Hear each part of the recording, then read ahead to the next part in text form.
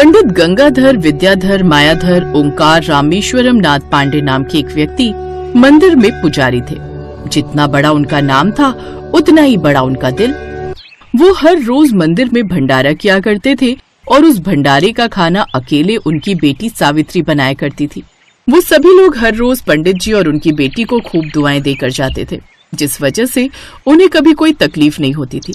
वहीं दूसरी तरफ मनोहर तिवारी का बड़ा सा परिवार था। एक रात दोनों पति पत्नी, हमारे पास अभी एक ब्रह्मास्त्र बचा हुआ है, यानी मोनू। बस ऊपर वाले से दुआ कीजिए कि मोनू की शादी एक ऐसी लड़की से हो जाए जो हम सबका खाना अकेले ही समय पर और स्वादिष्ट बना पाए। ऐसी लड़की मिलना तो लगभग नामुमकिन है। तो ऐसा करते हैं, हम लोग किसी वृद्धाश्रम में चलते हैं और वहीं रहते हैं। कम से कम समय पर आखिरी टाइम पर खाना तो मिलता रहेगा, क्योंकि रोज रोज हम बहुओं को कुछ कह भी तो नहीं सकते, वरना उनके पतियों को बुरा लग जाएगा। लगता है तुम सही कह रही हो। हमें वृद्ध आश्रम ही चलना पड़ेगा। हमारे बेटों को बुरा तो लगेगा, लेकिन हमारे पास इसके अलावा कोई रास्ता नहीं है। मैं कल जाकर कोई अच्छा सा वृद्धाश्रम देख लेता हूँ। अगले ही दिन मनोहर बाहर जाकर वृद्धाश्रम ढूंढने लगा। तभी रास्ते में उसे वही मंदिर दिखाई दिया जहाँ पर भंडारा चल रहा था। अरे पंडित जी प्रणाम, कैसे हैं आप? बस सब ऊपर वाले की कृपा है मनोहर लाल जी। आप बताइए, कहाँ निकल पड़े आज? बहुत दिनों के बाद दिखाई दिए। कुछ नहीं पंडित जी, एक वृद्ध आश्रम ढूंढ रहा हूँ। सोच रहा हूँ मैं अपनी बीवी को लेकर किसी वृद्ध आश्रम चला जाऊँ और आगे का जीवन वहीं बिताऊं। 7 बहुएं होने के बाद भी वक्त पर खाना नहीं मिलता। हर रोज लड़ाई झगड़े होते हैं खाने की वजह से। मनोहर लाल जी, वो सब तो ठीक है, लेकिन अगर आप लोग वृद्ध आश्रम चले जाएंगे तो आपके बेटों को अच्छा नहीं लगेगा। आपके बेटे तो बहुत संस्कारी हैं। तभी अचानक मनोहर की नजर पंडित गंगाधर की बेटी पर गई, जो अकेले ही भंडारे का खाना बना रही थी।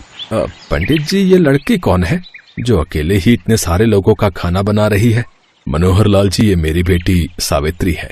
आपने इसे बचपन में देखा था, इसीलिए शायद पहचान नहीं पा रहे हैं। अगर पंडित जी की बेटी हमारे घर की बहू बन जाए तो हमारे घर की सारी समस्याएं दूर हो जाएंगी और हमें वृद्धाश्रम भी नहीं जाना पड़ेगा। क्या सोचने लगे मनोहर लाल जी?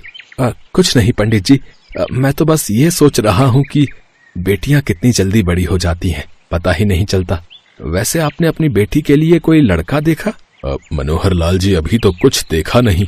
जिस दिन ऊपर वाला चाह लेगा मेरी बेटी को अच्छा वर मिल ही जाएगा। पंडित जी, अगर आप बुरा ना माने तो मैं आपकी बेटी का हाथ अपने सबसे छोटे बेटे मोनू के लिए मांगता हूँ। अरे मनोहर लाल त्रिपाठी जी, ये तो मैंने कभी सोचा ही नहीं। आपका परिवार इतना संस्कारी है, आपसे अच्छा परिवार तो मेरी बेटी को कभी मिल ही नहीं सकता। अब मनोहर ने वृद्धाश्रम वाला प्लान कैंसिल कर दिया और कुछ ही दिनों बाद दोनों की शादी हो गई। सावित्री बहू, आज तेरी पहली रसोई है और तू अकेले ही खाना बनाएगी, क्योंकि तेरी जेठानियों के हाथ का खाना बिल्कुल जहर होता है। सासू माँ, देवरानी जी के सामने आप हमारी बेइज्जती क्यों कर रही हैं? अरे चुप करो दीदी, कम से कम इसी बहाने हमें खाना बनाने से आजादी मिल जाएगी। हाँ यार, ये तो सोचा ही नहीं मैंने। सासू माँ, हमें भी खुद का बनाया खाना बहुत बुरा लगता है। देवरानी जी, वो सामने किचन है, आज से आप वहाँ की योद्धा हैं। सावित्री किचन में गई और खाने का सारा सामान देखने लगी। इस परिवार में 17 लोग रहते हैं और यहाँ 12 तरह की सब्जियाँ रखी हुई हैं, तो मैं सबके लिए अलग अलग 12 सब्जियों की थाली तैयार करती हूँ। ससुराल वाले खुश हो जाएंगे। लगभग 2 घंटे के अंदर ही सावित्री ने सारा खाना बनाकर तैयार कर लिया। उसके बाद खाने की टेबल पर उसने 12 सब्जियों की अलग अलग थाली पेश कर दी। वाह वाह वाह वाह वाह, पहली बार खाने की महक से ही पता चल रहा है कि खाना कितना स्वादिष्ट होगा। बहू, तूने तो 12 सब्जियों की थाली लगा दी। इतना सारा खाना तूने अकेले, वो भी इतनी जल्दी कैसे बना लिया? सासू माँ, ये बात आप ससुर जी से पूछिए। मेरे पिताजी तो उनके बहुत अच्छे मित्र हैं। अरे भाग्यवान, सावित्री बहू के मंदिर में जो भंडारा होता है ना, वहाँ पर सैकड़ों लोगों का खाना सावित्री अकेले ही बनाती थी। फिर ये 12 सब्जियों की थाली बनाना तो उसके लिए बाएं हाथ का खेल होगा। मुझे यकीन नहीं होता कि आजकल के टाइम पर भी हमें ऐसी लड़की मिल गई। बहू, तुम्हारी तो पूजा करनी चाहिए, लेकिन उससे पहले खाना खा लेते हैं। पहली बार हमें अच्छा खाना खाने को मिलने वाला है। दीदी, मुझे पता है आपको देवरानी जी से जलन हो रही है, मुझे भी हो रही है, लेकिन कुछ बोलना मत, क्योंकि अब हर रोज ये सावित्री सभी के लिए खाना बनाएगी, वो भी 12 सब्जियों की थाली। खैर, खाना खाने के बाद आज बहुत सालों बाद हमारी आत्मा तृप्त हुई है। मैं पहली ऐसी सास होंगी जो अपनी बहू की तारीफ कर रही है, और तू सच में तारीफ के काबिल है। आखिर हमारा ब्रह्मास्त्र काम आ ही गया। तो इस तरह से उस दिन सावित्री की खूब तारीफ हुई, इसीलिए वो बहुत खुश भी थी। अगली सुबह जब सावित्री अपने परिवार के लिए खाना बना रही थी, तभी उसकी सभी जेठानियां उसके पास आ गईं। सावित्री, अब तुझे हर रोज 12 सब्जियों की थाली बनानी पड़ेगी, क्योंकि एक बार जब शेर की जुबान में खून लग जाता है तो अब उसे लत पड़ जाती है। दीदी, कल तो मेरी पहली रसोई थी, इसलिए मैंने 12 सब्जियों की थाली लगा दी थी, लेकिन रोज रोज ऐसा करना तो थोड़ा मुश्किल होगा ना। तू अपनी जेठानियों से जुबान लड़ा रही है? तुझे इस घर में रहना है तो 12 सब्जियों की थाली हर रोज बनानी पड़ेगी। आप गुस्सा क्यों कर रही हो? भले ही थोड़ा वक्त लगेगा, लेकिन मैं 12 सब्जियों की थाली बनाऊंगी। आप लोग परेशान मत होइए। चलो, हमारा काम हो गया। इतना बोलकर उसकी सभी जेठानियां वहाँ से चली गई। बाहर जाने के बाद सासू माँ, ससुर जी, यहाँ तक कि हमारे पति भी सावित्री की बहुत तारीफ कर रहे थे ना। अब देखना, सुबह शाम 12 सब्जियों की थाली बनाने में सावित्री की हालत खराब हो जाएगी। अभी थोड़ी देर बाद देखना, जब टाइम से खाना नहीं दे पाएगी तब सभी लोग इसकी बुराई करने लगेंगे। बिल्कुल सही कह रही हो आप। एक दिन की बात अलग है, पर रोज रोज टाइम पर 12 सब्जियों की थाली बनाना बच्चों का काम नहीं है। लेकिन एक बार फिर से 2 घंटे के अंदर ही सावित्री ने 12 सब्जियों की थाली बनाकर तैयार कर दिया। क्या बात है बहू, हमारी ये पहली सुबह होगी जब हमें समय पर खाना मिला है। आज से हम लोग टाइम पर काम पर जा पाएंगे। तो इस तरह से ससुराल वालों को अब 12 सब्जियों की थाली खाने की आदत पड़ गई। ऐसे ही धीरे धीरे कई महीने बीत गए। सावित्री गर्भवती हो गई। डॉक्टर ने कहा है कि आज के बाद सावित्री घर का कोई काम नहीं करेगी। आज के बाद तुम सबको 12 सब्जियों वाली थाली बनानी पड़ेगी, क्योंकि अब हमारी आदत हो गई है। और बहू, तुम पहली बार माँ बनने वाली हो, इसलिए कुछ दिन अपने मायके चली जाओ। सावित्री को उसकी सास ने मायके भेज दिया। अब जेठानियों की चली हुई चाल उल्टा उन्हीं पर भारी पड़ने वाली थी। अगली सुबह अरे भाग्यवान, दोपहर के 12 बज गए। 7 बहुएं होने के बावजूद अभी तक खाना बनकर तैयार नहीं हुआ। छोटी बहू तो अकेले ही 8 बजे तक खाना बना देती थी। अब क्या करें, सब की सब आलसी हैं। थोड़ी देर बाद ही उनकी बहुएं खाना लेकर बाहर खाने की टेबल पर आ गई, जहां पूरा परिवार इकट्ठा था। चलो, ऊपर वाले का शुक्र है कि हमें दिन में ही खाना तो मिल गया। हमने तो सोचा रात हो जाएगी खाना बनाते बनाते तुम लोगों को। आप लोग जब देखो तब हमें ही ताना मारा करते हो। इतने बड़े परिवार का खाना बनाना छोटा मोटा काम नहीं है। अरे, हमारा परिवार बड़ा है तो तुम लोग भी तो कम नहीं हो। 7 लोग मिलकर तो पूरे होटल का खाना बना सकते हो। हम लोग तो फिर भी सिर्फ 17 लोग हैं। और जरा ये सोचो कि सावित्री अकेली कैसे इतने सारे लोगों का खाना बना लेती थी। अच्छा, अब बहस मत करो, जल्दी से खाना खाते हैं। सभी लोगों ने खाना खाना शुरू कर दिया, लेकिन खाने का एक निवाला खाते ही, भाभी, खाने में तो बिल्कुल नमक ही नहीं है। लगता है गलती से इसमें आपने चीनी डाल दी है। सब्जी बिल्कुल मीठी लग रही है, और दाल में तो इतना नमक है कि पूछो ही मत। मुझसे तो नहीं खाई जाएगी ये दाल। इससे अच्छा मैं सिर्फ रोटी और प्याज ही खा लेता हूँ। छोटी बहू थी तब तक हर रोज 12 सब्जियों की स्वादिष्ट थाली मिलती थी, पर आज तो एक सब्जी भी ढंग की नहीं मिली। अरे बेटा, तू रोटी भी नहीं खा पाएगा। इन लोगों ने गलती से रोटी में भी नमक डाल दिया है। तुम लोगों का ध्यान रहता कहाँ है? अब जैसा भी बनाए चुपचाप खा लीजिए, वरना भूखे रहिए। हमसे नहीं होगा ये सब। फिर एक रात उनके सास ससुर अकेले में कुछ बातें कर रहे थे। अगर इस तरह रोज हम देर से खाना खाएंगे, और वो भी इतना बेहुदा, तो हम लोग जल्दी ही ऊपर वाले को प्यारे हो जाएंगे। लेकिन अब किया भी क्या जा सकता है। तभी वहाँ पर सावित्री की जेठानियां आ गई। सासू माँ, आज हमें अपनी गलती का एहसास हुआ। हम 7 लोग मिलकर भी एक सब्जी की थाली नहीं बना पाते। तो सोचिए, सावित्री बेचारी अकेली 12 सब्जियों की थाली कैसे बनाती होगी। हम हर दिन जानबूझकर जलन की वजह से उससे 12 सब्जियों की थाली बनवाते थे। मुझे पता था, इसी वजह से मैंने जानबूझकर उसे मायके भेजा था, ताकि तुम लोगों की अकल ठिकाने आ जाए। सासू माँ, देवरानी जी को बुला लीजिए।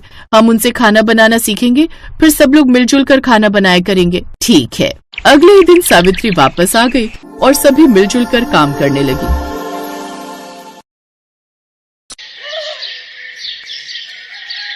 अंजू और दीपा दोनों पक्की सहेलियां थी। दोनों की शादी एक ही शहर में हुई थी। इस बात से वो दोनों बहुत खुश थी। अंजू जब हनीमून से लौटी तो उसने आते से ही अपनी सहेली दीपा को फोन किया। अंजू, कैसी है तू? लौट आई हनीमून से? हाँ दीपा, बस कल शाम को ही लौटे हैं। थकावट बहुत हो गई थी, इस वजह से सुबह तुझे फोन नहीं कर पाई। अब दिन भर सोकर नींद पूरी हुई तो तुझे फोन मिला। बस खाना खाने जा रही थी, सोचा पहले तेरे से बात कर लूं। बहुत दिन से तुझसे बात ही नहीं हुई। और क्या कर रही थी? कुछ नहीं, बस सासू माँ ने राजमा चावल बनाए थे, ऊपर से पापा जी मशहूर हलवाई के कचौड़ी आलू ले आए। बस परोसने ही वाली थी कि तभी अनिल भी ऑफिस से आते हुए पिज्जा ले आए। अब पिज्जा सबको दे रही हूँ, उसके बाद खाना खाएंगे। 1 सेकेंड। हाँ राजेश भैया, बोलो। भाभी जी, वो मालकिन ने पानी पूरी और टिक्की मंगवाई थी, वो बोल रही हैं कि आप भी आकर खा लो। अच्छा ठीक है, मम्मी को बोल दो बस 2 मिनट में आ रही हूँ। और आप वो कल छोले भटूरे जो बनने हैं उसका सामान जाकर ले आओ, पैसे पापा जी से ले लेना। सॉरी अंजू, क्या करूँ, घर के सारे जरूरी काम मुझे ही करने पड़ते हैं। तुम्हारे घर में सबको खाने पीने का बहुत शौक है क्या? हाँ, मेरे घर में खाने का तो पूछो मत, रोजाना 100 तरह के पकवान खिला दो मेरे ससुराल वालों को तो। बहुत चटोरे हैं सब, कुछ ना कुछ घर में भी बनता ही रहता है और बाजार से भी आता रहता है। वैसे मेरे तो मजे हैं, खाने पीने वाला ससुराल है। मैं भी चटोरी बन गई हूँ जब से शादी हुई है, मुझे भी अब एक सब्जी रोटी से खाना ही नहीं खाया जाता। और बता, तुम्हारे घर क्या बना आज? वो हमारे घर तो ऐसा कुछ नहीं होता है, बस एक ही सब्जी के साथ रोटी बन जाती है। ज्यादा बाहर का कोई खाता नहीं है। कभी दाल चावल बन जाते हैं, कभी राजमा चावल, कभी छोले चावल, कभी कढ़ी चावल।